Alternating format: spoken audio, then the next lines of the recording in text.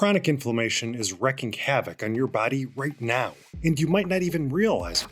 This silent menace is linked to everything from heart disease to cancer, and there are several reasons why inflammation is extremely intertwined with diabetes. Most people think popping a few berries or adding turmeric to their smoothie will solve the problem. But the reality is, beating diabetes-related chronic inflammation is a very complex endeavor. So in this video, I'm going to explore 8 proven, but unconventional strategies which really do work to reduce levels of inflammation. And be sure to watch to the end to discover one critical component of inflammation reduction that you probably never even thought about before. This is how to break the inflammation diabetes cycle. 8 unconventional tactics to cool your body's fire. First off, a disclaimer. Before you attempt any serious changes to your health management, you should consult your doctor. It is essential that you allow medical specialists to help you craft a personalized but safe anti-inflammatory lifestyle plan. This is especially important for those already suffering from diabetes. Now, before we get into today's list, it's important to understand the clear links between diabetes and inflammation. Chronic inflammation causes immune cells and fat tissue to release certain pro-inflammatory cytokines, which interfere with the insulin receptor function of cells. This makes cells less efficient at utilizing glucose in the bloodstream. In turn, that leads to a rise of blood sugar, and then an extra release of insulin from the pancreas, and this only worsens the issue. Having chronic high insulin levels, combined with the effects of chronic high blood sugar, can lead to chronic inflammation throughout the body. So chronic inflammation is both a cause and a consequence of insulin resistance. If you are not yet diabetic, but your body is experiencing chronic inflammation, that can increase your chances of developing diabetes. And if you struggle with erratic blood sugar levels, it will surely increase your levels of inflammation. But here's the scary thing. There are several other links between diabetes and inflammation, many of which should make perfect sense to you. And maybe the biggest link, besides your blood sugar, has to do with your weight. Visceral fat, the kind within your body, wrapped around your internal organs, is a big contributor to the release of those pro-inflammatory cytokines. And abdominal obesity is directly linked to both type 2 diabetes and chronic inflammation. Alright, I think it's time that we get into the basic, and in some cases, unconventional steps that have been proven to lower levels of inflammation. Let's start with something really easy. Stay hydrated. Sounds simple enough, but the truth is, you are probably not drinking enough water, and there's a good chance that you suffer from chronic dehydration.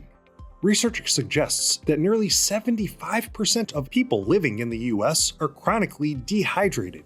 Did you know that not drinking enough water can trigger systemic inflammation by affecting various bodily functions, including cellular hydration, gut health, and immune responses?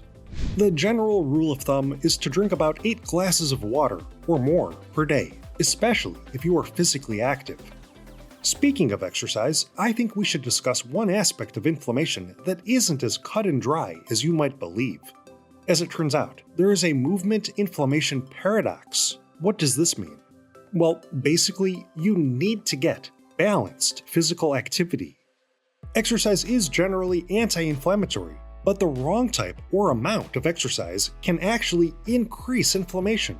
Studies prove that regular, moderate-intensity exercise can significantly reduce chronic inflammation, whereas intense, prolonged exercise without adequate recovery time may end up temporarily increasing inflammation. If you do like to push yourself in the gym, that's okay, but you shouldn't overdo it. For example, high-intensity interval training has been shown to be particularly effective at reducing inflammation when done in short bursts.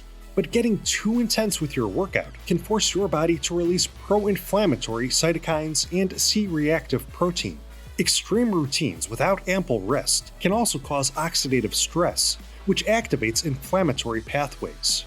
So yes, you need exercise, but for the most anti-inflammatory benefits, try to focus on low-intensity activities like walking, yoga, or swimming. These gentle forms of movement promote blood flow and lymphatic drainage without triggering a strong inflammatory response. Also, just living your life can help you achieve one important but overlooked form of anti-inflammatory movement. I'm talking about non-exercise activity thermogenesis, or NEAT. This includes all the movement you do throughout the day that isn't formal exercise, and it can have a significant positive impact on your levels of chronic inflammation.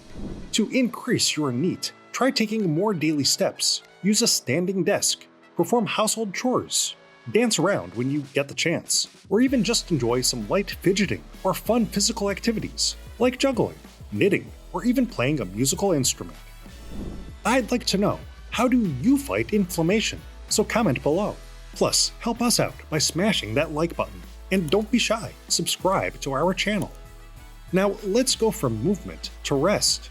That's right, you also need to get good sleep. Sleep is your body's time to repair and reset, but this brings us to another conundrum, the sleep inflammation paradox.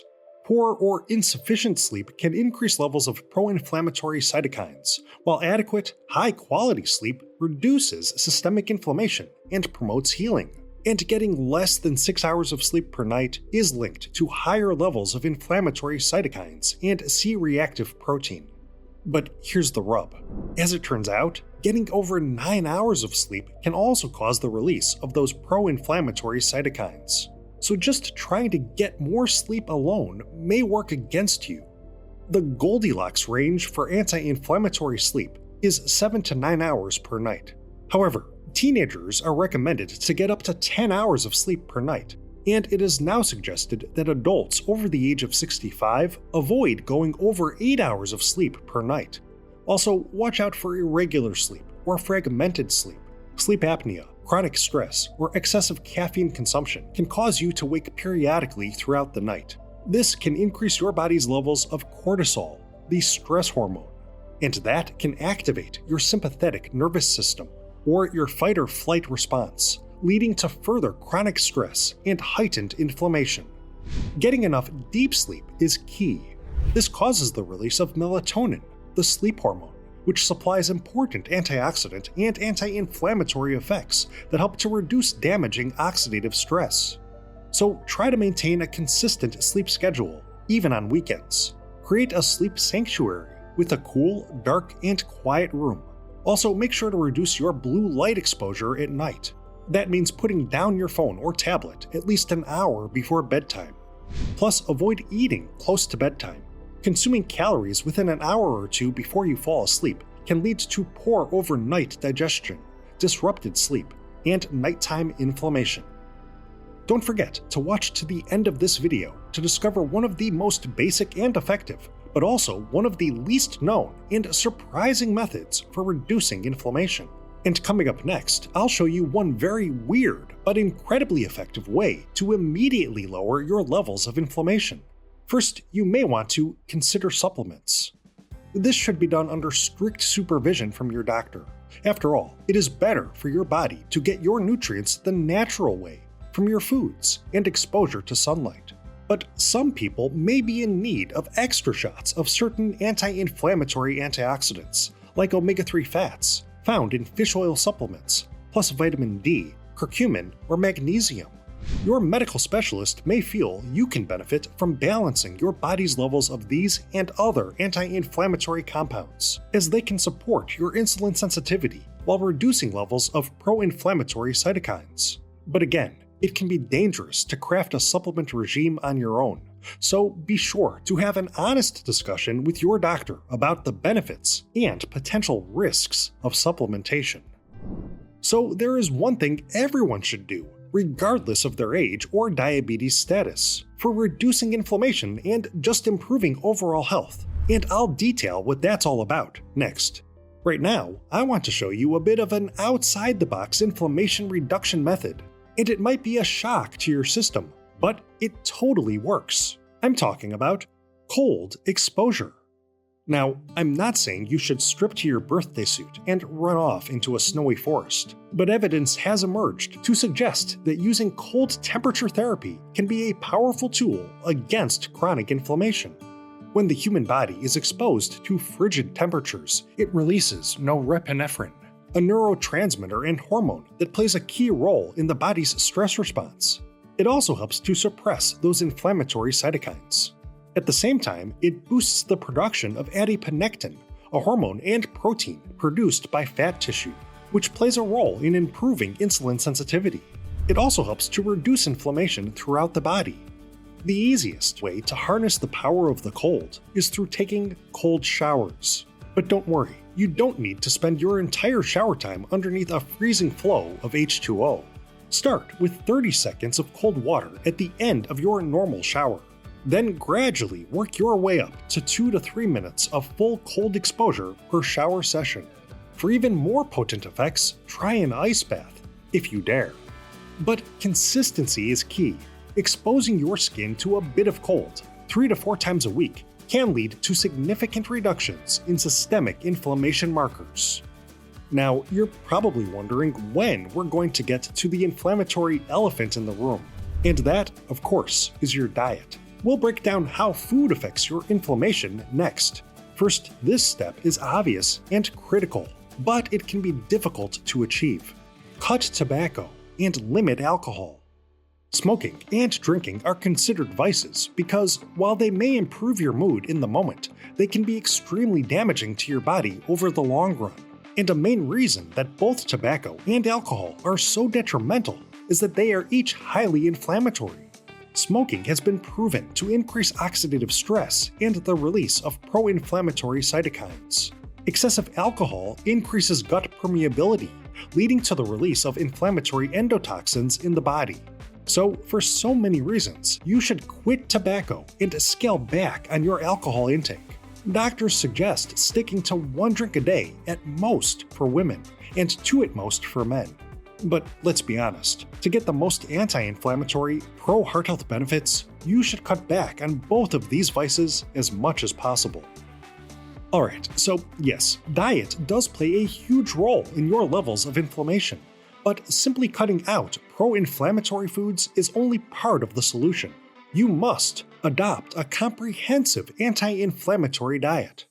Just cut back on pro-inflammatory processed foods and regularly utilize a cross-section of anti-inflammatory natural foods. Sounds easy enough, but what does this actually mean? Basically, it's about consuming fat and carbohydrates, but the amount and the type of both are what really matters here.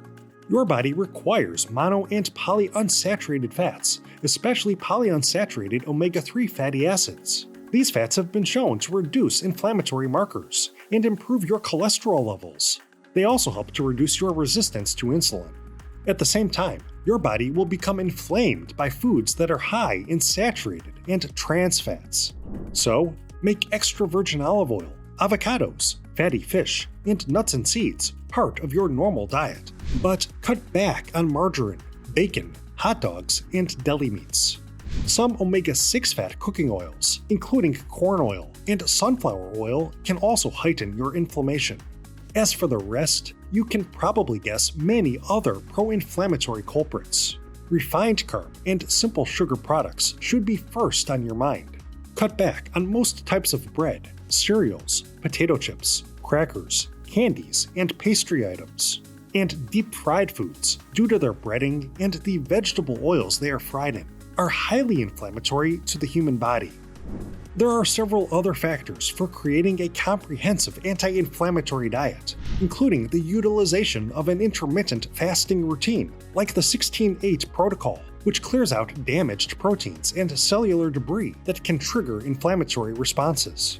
Also, be sure to get in plenty of anti-inflammatory and antioxidant-rich herbs and spices, gut-aiding prebiotic and probiotic-loaded fermented foods, and you must get in an assortment of soluble and insoluble fiber.